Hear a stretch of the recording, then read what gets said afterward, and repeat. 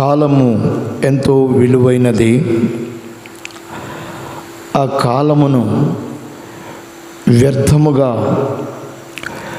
గడపడము అనేటువంటిది దేవుని యొక్క ఉద్దేశములో మంచిది కాదు అనేటువంటి విషయాన్ని మరి లేఖనాల్లో మనకు తేటగా తెలియజేస్తున్నారు. కాలము విషయంలో నెబుకద్నెజరు ఒక మాట మాట్లాడతాడు. నెబుకద్నెజరు దానియేలు గ్రంథం 2వ అధ్యాయం 9వ వచనంలో కాలము ఉపాయముగా గడపవలనని అబద్ధమును మోసపు మాటలను నా ఎదుట పలుకనుద్దేశించి ఉన్నారు. కాలము ఉపాయముగా గడపవలనని అబద్ధమును మోసపు మాటలను నా ఎదుట పలుక ఉద్దేశించి ఉన్నారు. ప్రియమైన వారారా,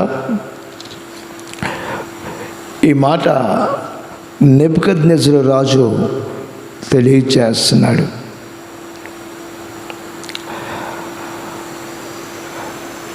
ఆయన ఒక కలను కన్నాడు, కలను మర్చిపోయారు.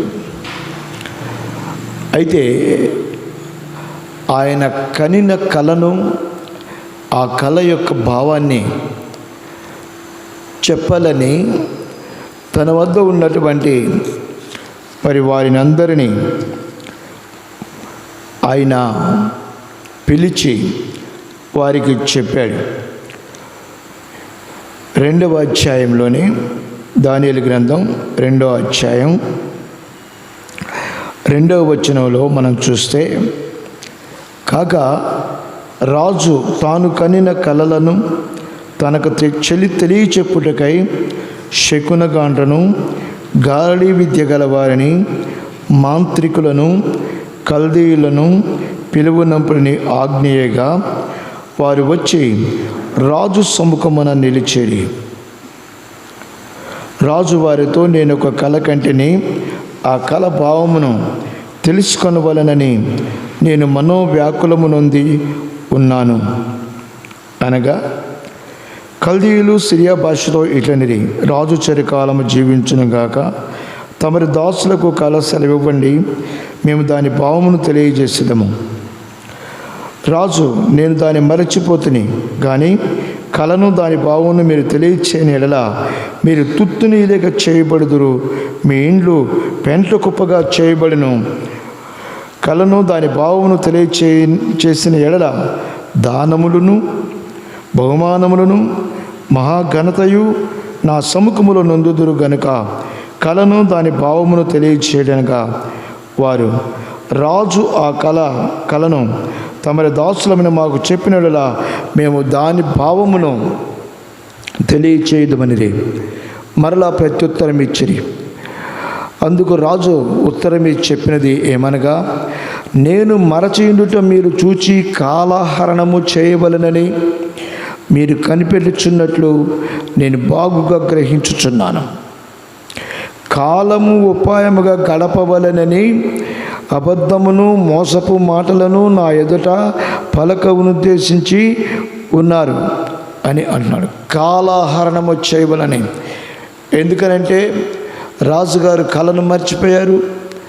అయితే ఈ మాంత్రికులకు, గారడీ విద్య చేసే వాళ్ళకి, కల్దీయులకు మరి ఏమి చేయాలో తోచని పరిస్థితి, ఏం చేయాలో తోచని పరిస్థితిలో దాన్ని ఎలాగ మనం చెప్పగలం, ఎలాగ గ్రహించగలం?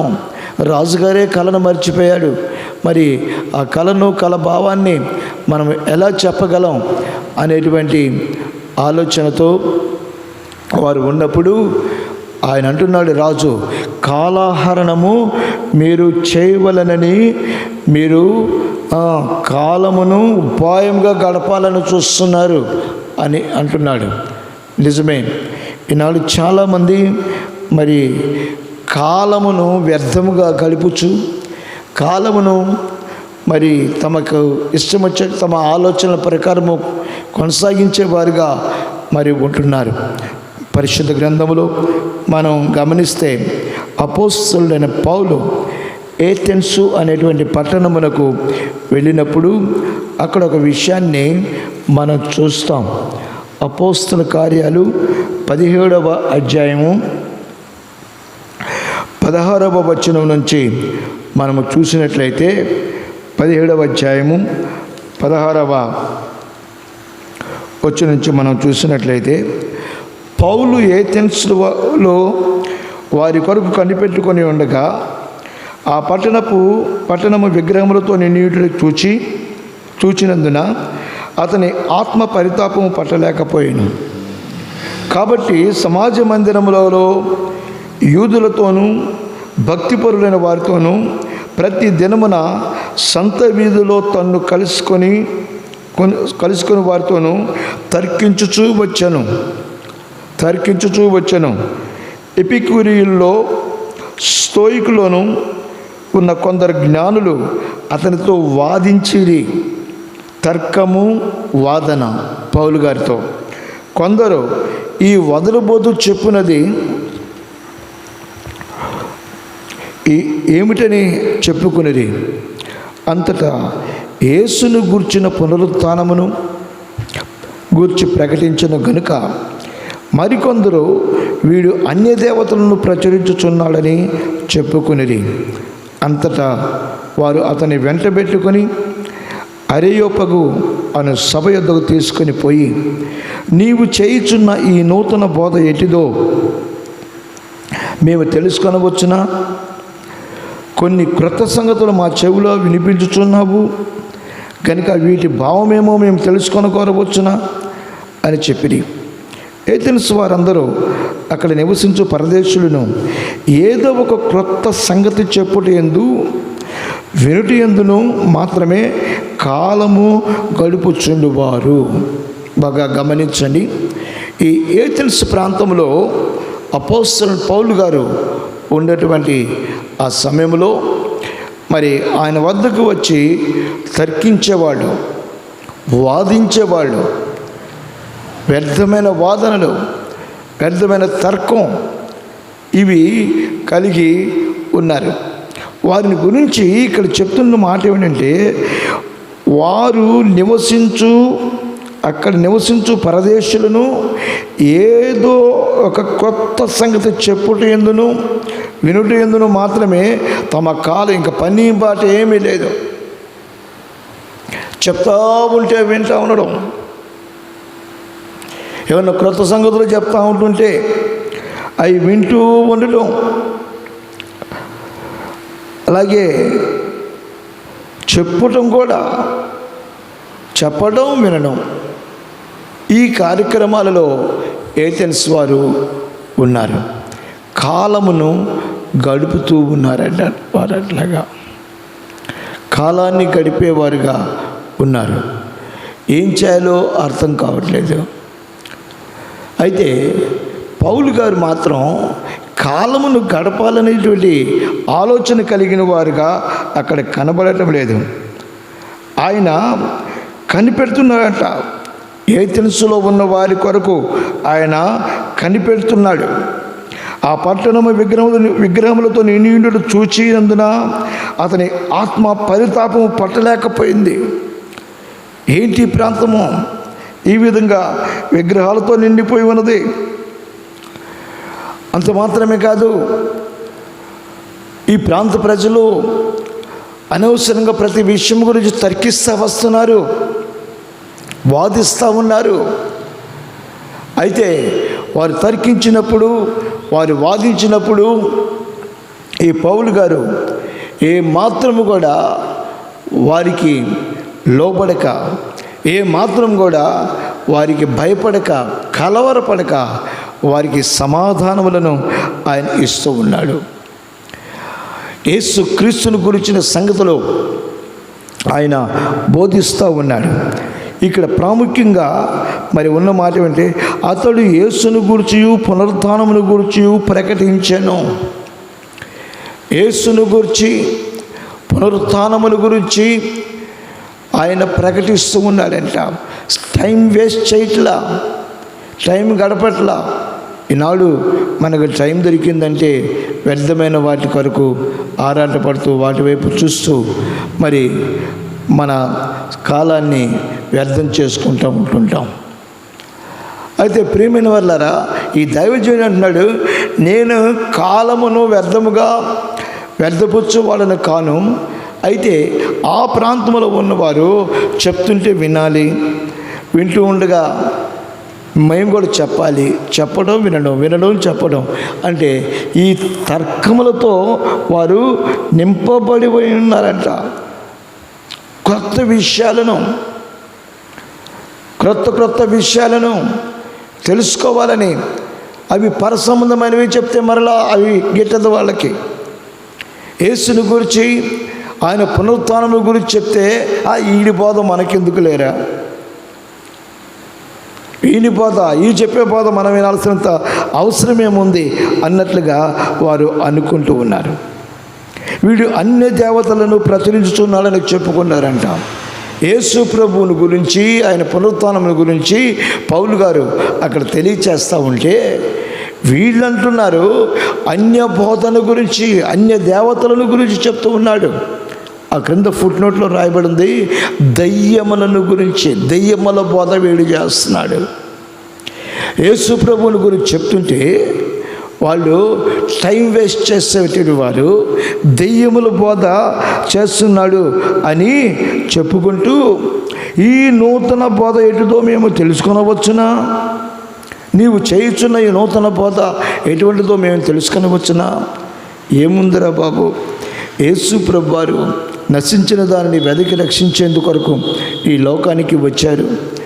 ఆయన పాపముల చేత శాపగ్రస్తమైన జీవితం జీవిస్తున్న వారి యొక్క ఆ పాపాన్ని, శాపాన్ని తొలగించేందుకొరకు వారి పాపమును ఆయన భుజముల మీద వేసుకొని కల్వరి శిలువలో ఆకాశానికి భూమికి మధ్యలో వేలాడి తన ప్రాణాన్ని అప్పగించారు. అంతేకాదు, ఆయన చనిపోయిన తర్వాత ఆయనని సమాధి చేస్తే 3 దినముల్లో ఆయన పునరుత్థానుడై ఆయన తిరిగి లేచాడు. ఇదే యేసుని గురించి చెప్పే సంగతులు. యేసుని గురించి చెప్పే సంగతులు. ఆయన ఎందుకు జన్మించాడు, జన్మించిన ఆయన 33.5 సంవత్సరంలో ఏం చేశాడు, ఆ తర్వాత ఆయనని ఎలా చంపారు, ఆయన ఏ విధంగా పునరుత్థానుడై ఆయన తిరిగి లేచాడు అనేటువంటి ఆ సంగతులు మరి అపోస్తలుడైన పౌలు చెప్తూ ఉన్నాడు. అయితే వీళ్ళకి పని బాట లేని వాళ్ళై కాలమును వ్యర్థముగా గడుపుచుండేవారుగా వారు ఉన్నారు. ప్రియమైన వాళ్ళారా, మనము గమనిస్తే అపోస్తలుడైన పౌలు గారు తిమోతికి చెప్తాడు. 2వ పత్రిక 4వ అధ్యాయం అపోస్తలుడైన పౌలు తిమోతికి చెప్పిన మాట, 2వ పత్రిక 4వ అధ్యాయం 4వ వచనంలో ఉన్న మాటని మనం చూస్తే, సత్యమునకు చెవినీయక కల్పనా కథల వైపునకు తిరుగుచు, 4వ అధ్యాయం వచనంలో, 4వ అధ్యాయం 4వ వచనంలో 3లో కూడా మనం చూసినట్టయితే, జనులు హితబోధను సహింపక దురద చెవులు గలవారై తమ స్వకీయ దురాశలకు అనుకూలమైన బోధకులను తమ కొరకు పోగు చేసుకొని సత్యమునకు చెవినీయక కల్పనా కథల వైపునకు తిరుగు కాలము వచ్చును. కల్పనా కథలకు తిరిగే కాలము, కల్పించబడిన ప్రతి కథకు, కల్పించబడిన ప్రతి దానికి తిరగటం. అవునా, నిజమా, అంతేనా, కరెక్ట్, నేను అనుకున్నాను అనేటువంటి ఈ విధంగా కల్పనా కథలకు తిరుగుచున్నటువంటి కాలము వచ్చును అనేటువంటి మాటని పౌలు గారు తిమోతికి తెలియచేస్తున్నాడు. పౌలు గారు తిమోతికి ఈ విషయాన్ని తెలియచేస్తున్నాడు.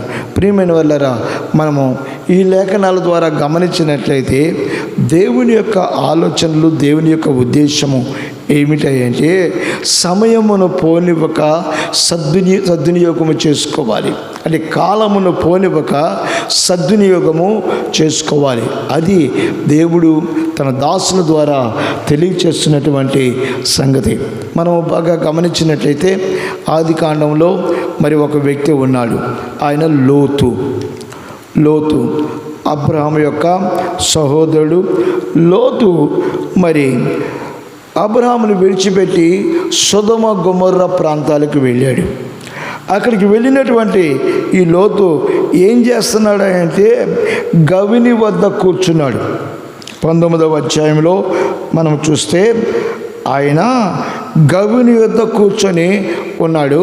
ఇక గవిని వద్ద కూర్చున్నటువంటి ఈ లోతు వచ్చేవాళ్ళని పోయేవాళ్ళని చూస్తూ వాళ్ళెవరు, వీళ్ళేమిటి, వాళ్ళేమిటి, వీళ్ళ చరిత్ర ఏమిటి, వాళ్ళ చరిత్ర ఏమిటి అని మరి చరిత్రలు తెలుసుకుంటూ తీర్పు తీరుస్తూ గవిని వద్ద కూర్చుని ఉండేవారు. గవిని వద్ద కూర్చునేటువంటి వారు వాళ్ళే. ఒక పట్టణం లేక గ్రామమునకు గవిని ఉంటుంది. ఆ గవిని వద్ద కూర్చొని ఉండేవాళ్ళు వాళ్ళే. లోతు ఆ విధంగా గవిని వద్ద కూర్చొని ఉంటే ఇద్దరు దేవదూతలు ఆ ప్రాంతమునకు వచ్చి ఉన్నారు. ఇద్దరు దేవదూతలు ఆ ప్రాంతమునకు, లోతు ఉన్న ప్రాంతమునకు వచ్చి ఉన్నారు. వచ్చిన తర్వాత జరిగింది ఏమిటంటే ఆయన అంటున్నాడు, నా ప్రభువులారా, దయచేసి మీ దాసుని ఇంటికి వచ్చి రాత్రి వెళ్ళబుచ్చి కాళ్ళు కడుగుకొనుడి. మీరు పెందలకడ లేచి మీ త్రోవను వెళ్ళవచ్చు. అందుకు వారు, అలాగూ కాదు, నడి వీధిలో రాత్రి వెళ్ళబుచ్చదమని చెప్పిరి. అయినను అతను మిక్కిలి బలవంతము చేసినప్పుడు వారు అతని చుట్టూ తిరిగి అతని ఇంట ప్రవేశించిరి. అతడు వారికి విందు చేసి పొంగని రొట్టెలు కాల్చగా వారు భోజనము చేసిరి. వారు పండుకొనగా ఆ పట్టణస్థులు అనగా సొదొమ మనుషులు, బాలులను, వృద్ధులను, ప్రజలందరూ నలుదిక్కులుగా కూడి వచ్చి ఆ ఇంటిని చుట్టుముట్టారంట. ఎవరయ్యా వీళ్ళంటే వీళ్ళకి పగలు రాత్రి అనేటువంటిది లేదు. క్రొత్త వ్యక్తులు ఆ ప్రాంతానికి రాగానే వాళ్ళు ఎవరు, వాళ్ళ సంగతి ఏమిటి, వాళ్ళ గురించి తెలుసుకోవాలి. వాళ్ళు ఎక్కడి నుంచి వచ్చారు, ఎందుకు వచ్చారు, ఏం చేస్తానికి వచ్చారు, ఇంక ఇదే ఎంక్వైరీ. చూడండి, కాలాన్ని ఏ విధంగా వాళ్ళు గడుపుతున్నారో ఇక్కడ మనకు తెలియచేయబడుతూ ఉంది. ఎప్పుడు వచ్చారు వీళ్ళు? పడుకున్నాక వచ్చారు. ఆ రాత్రి వారు పడుకున్నాక వచ్చారు. ప్రియమైన వాళ్ళారా, సమయమును పోనివ్వక సద్వినియోగం చేసుకోవాలి అని అంటే వీళ్ళు చేసేది అంటే ఆ సమయాన్ని అతిక్రమం చేసేందుకు వారు సద్వినియోగ పరుచుకున్నట్లుగా మనం చూస్తున్నారు. ప్రియమైన వాళ్ళారా, గమనించండి, ఆనాడు దేవుడు చూసి చూడనట్లుగా వదిలేశాడని బైబిల్ చెప్తుంది. అపోస్తల కార్యాలు 17వ అధ్యాయం 30వ వచనాన్ని మనము చదివినట్లయితే 17వ అధ్యాయం 30వ వచనంలో వ్రాయబడినటువంటి మాట, ఆ అజ్ఞాన కాలములను, ఏ కాలములు? అజ్ఞాన కాలములను దేవుడు చూచి చూడనట్లుగా ఉండెను. ఇప్పుడైతే అంతటను అందరూ మారు మనసు పొందవలని మనుషులకు ఆజ్ఞాపించెను. దేవునికి స్తోత్రం. వినండి, ఆ అజ్ఞాన కాలములందు గమనించండి, గడిచిన కాలాలు అజ్ఞాన కాలములు. మనం బ్రతికిన కాలములు కొన్ని ఉన్నాయి. జ్ఞానం లేకుండా బ్రతికిన కాలాలు ఉన్నాయి. జ్ఞానము లేకుండా బ్రతికిన కాలాలు, మన ఇష్టం వచ్చేట్టుగా బ్రతికిన కాలం, మన ఆలోచన ప్రకారం బ్రతికిన కాలం. ప్రియమైన వాళ్ళారా, ఆ అజ్ఞాన కాలములందు దేవుడు చూచి చూడనట్లుగా ఉన్నాడట. చూసి చూడనట్లుగా ఉన్నాడు. అయితే ఇప్పుడైతే అందరూ అంతటను మారు మనసు పొందవల్లని ఆయన ఆజ్ఞాపిస్తున్నాడు. మరి ఆజ్ఞాపించటం అంటే ఆ ఆజ్ఞాపించిన మాటని తప్పనిసరిగా వినాలి, లోబడాలి. ఆజ్ఞ అనేటువంటిది చాలా ప్రాముఖ్యమైనది. ఆజ్ఞల గురించి బైబిల్లో రాయబడిన మాట, ఆజ్ఞాతిక్రమము పాపము, పాపము వలన వచ్చే జీతము మరణము. కాబట్టి ఆజ్ఞనే దేవుడు జారీ చేశాడు. ఆ కాలాల్లో చూసి చూడకుండా ఉన్నాను, ఇప్పుడు చూస్తూ చూడకుండా ఉండే పరిస్థితి లేదు, చూడకుండా ఉండే పరిస్థితి లేదు. నేను చూస్తున్నాను, ఏం చేయాలో అది నేను చేసుకుంటాను. అందుకని మీరు అజ్ఞాన కాలంలో ఉన్నట్లుగా ఉండకుండా ఇప్పుడు నేను ఆజ్ఞాపించినట్లుగా మీరు మీ కాలాన్ని మీరు గడపాలి అనే సంగతిని దేవుడు మరి తన దాసుని ద్వారా తెలియచేస్తూ వస్తున్నాడు. ఇంకా మనం చూస్తే రోమీయులకు రాసిన పత్రిక 13వ అధ్యాయం 11వ వచనాన్ని మనం చూసినట్లయితే, అపోస్తలుడైన పౌలు రోమా సంఘమునకు రాసిన మాటలు 13వ అధ్యాయము 11వ వచనాన్ని మనం చూసినట్లయితే, మరియు మీరు కాలము నెరిగి నిద్ర మేల్కొని వేళ అయినదని తెలుసుకొని అలాగూ చేయుడి. మరియు మీరు కాలము నెరిగి నిద్ర మేల్కొని వేళ అయినదని తెలుసుకొనండి. కాలం గుర్తించండి. ఇది ఏ కాలము? నిద్రపోయే కాలమా, మేల్కొని ఉండే కాలమా అని మీరు అలాగూ చేయండి అని అపోస్తలుడైన పౌలు ఈ రోమా సంఘమునకు తెలియచేస్తున్నాడు. ఇంకా మనం పేతురు రాసిన మొదటి పత్రిక 4వ అధ్యాయాన్ని మనం చదివినట్లయితే, పేతురు రాసిన మొదటి పత్రిక 4వ అధ్యాయం 2-3 వచనాల్లో రాయబడిన మాట,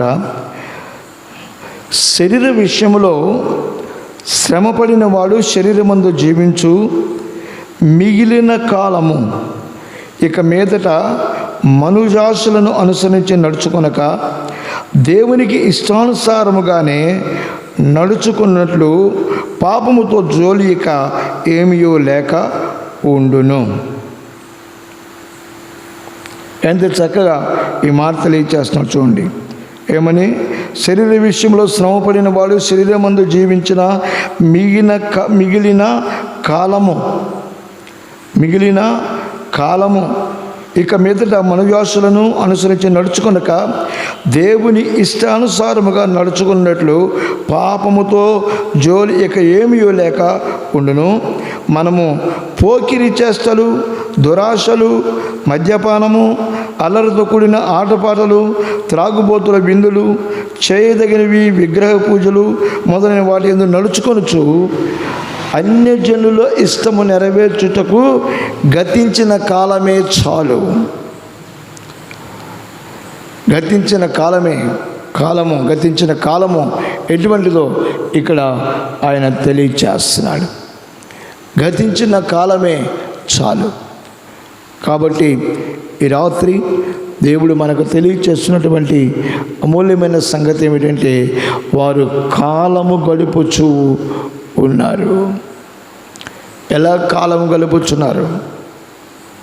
వ్యర్థమైన పోయి చేస్తూ, వ్యర్థమైనవి చెప్పుకుంటూ, వ్యర్థమైనవి వింటూ కాలమును గడుపుచున్నారు ఏథెన్స్ పట్టణస్థులు. మరి అది మనకు మంచిది కాదని, కాలమును మనం ఉపాయముగా గడిపి జీవము కలిగిన దేవుని యొక్క సన్నిధిని మనము దూరము కాకూడదు అనేటువంటి విషయాన్ని తేటగా మరి తెలియచేస్తున్నాడు. చాలామంది చాలా రకాల కథలు చెప్తారు, కల్పనా కథలు. ఆ కల్పనా కథలకు ఏమాత్రమును చోటివ్వక మనం మన ఆత్మీయ జీవితంలో మరి కాలము నెరిగి మరి ఆ కాలము బట్టి మన జీవితాన్ని కొనసాగించాలి. ఒక మాట పౌలు గారు కాదు, ప్రవక్త ఇర్మియా తెలియచేస్తాడు విలాప వాక్యంలో. ఏమని తెలియచేస్తాయండి? 3వ అధ్యాయం 2వ వచనంలో, యవన కాలమున కాడిని మోయుట నరునికి మేలు. యవన కాలము ఎంత శ్రేష్టమైనదో, ఎంత అమూల్యమైనదో, మరి అది ఎంత గొప్ప మేలును కలుగు చేసేదో ఆయన తెలియచేస్తున్నాడు. ఈనాడు మరి వయసు అయిపోయిన తర్వాత మిగిలిన కాలము లోకముతో గడపటము కాదని విషయాన్ని మనం ఇందాక చదువుకున్నాం. వయసు అయిపోయిన తర్వాత ఆ తర్వాత యవన కాలమున మరి దేవుని యొక్క కాడిని మోయడం నరునికి ఎంతో మేలు. కాబట్టి మేలు చేస్తే మనకు మేలు కలుగుద్దా, కీడు కలుగుద్దా? మేలు చేస్తే మనకు మేలే కలుగుద్ది. మనం మేలు చేయవారముగా ఉంటే దేవుడు మనకు మేలు చేస్తాడు. అంటే మనం మేలు చేయటం అంటే ఏమిటి? దేవుని కాడిని ఎత్తుకోవాలి, దేవుని కాడిని మనం మోయాలి, ఆయనకు లోబడాలి. పౌలు గారు ఏథెను సంఘానికి ఆ ప్రాంతానికి వెళ్ళినప్పుడు మరి ఏ విధంగా తర్కించే వారికి ఎదురు నిలబడ్డాడో, వాదించే వారికి నిలబడ్డాడో, మరి నిలబడిన తర్వాత ఆయన యేసుని గురించి, ఆయన పునరుత్థానమును గురించి ఆ ప్రాంతంలో ప్రకటించిన వాడిగా మరి కనబడుతూ వస్తున్నాడు. కాబట్టి మన నోట ఉండవలసినవి యేసుని గురించి, ఆయన పునరుత్థానమును గురించినటువంటి విషయాలే కానీ వేరొకటి కాదు అనేటువంటి సంగతి ఈ వాక్యము ద్వారా పరిశుద్ధాత్మ దేవుడు మనకు తెలియచేస్తున్నాడు. దయచేసి అందరూ తలలు వంచి కళ్ళు మూసుకొనండి. చిన్న ప్రార్థన చేసుకుందాం. పరిశుద్ధుడా, ప్రేమ నమ్మకమైన మా పరలోకపు తండ్రి, మీ పరిశుద్ధ పాదములకు వేలాది వందనములు, స్తోత్రములు చెల్లిస్తున్నాం. నా ప్రభా, కాలము గడుపుచుండు వారు ఎలాగ కాలమును గడపాలి అనే విషయాన్ని తెలియచేశారో నా ప్రభా, అవి మా హృదయాలలో నా ప్రభా మేము భద్రపరుచుకునే వారమై, యా సమయమును పోనివ్వక, కాలమును పోనివ్వక నా ప్రభా సత్యమును అనుసరించేటువంటి విషయాలలో మేము మీకు లోబడి మీ బిడ్డలముగా జీవించుటకు మీరు మాకు సహాయం చేసి మీ నామములకు మహిమ తెచ్చుకోనమని కోరుచున్నాం ప్రభా. అయ్యా, మీకే స్తోత్రములు తండ్రి, మీకే వందనాలు. కూడి వచ్చిన బిడ్డలందరినీ మీరు ఆశీర్వదించండి. రేపటి దినమున జరిగే ఆరాధనకు కూడా మీరు ఆధిపత్యం వహించి మీ నామమునకు మహిమ తెచ్చుకోనమని, ప్రతి విషయంలో మీరు తోడుగా ఉండి మీరు కార్యాలు చేయమని యేసు నామమున అడిగి వినయంతో వేడుకొనుచున్నాము తండ్రి. ఆమేన్, ఆమేన్. మన ప్రభు అయిన యేసుక్రీస్తు వారి కృపయు, తండ్రి అయిన దేవుని ప్రేమయు, పరిశుద్ధాత్మన్యోని సహవాసం మనకును సకల పరిశుద్ధులకు సదాకాలము తోడే ఉండును గాక. ఆమేన్, ఆమేన్.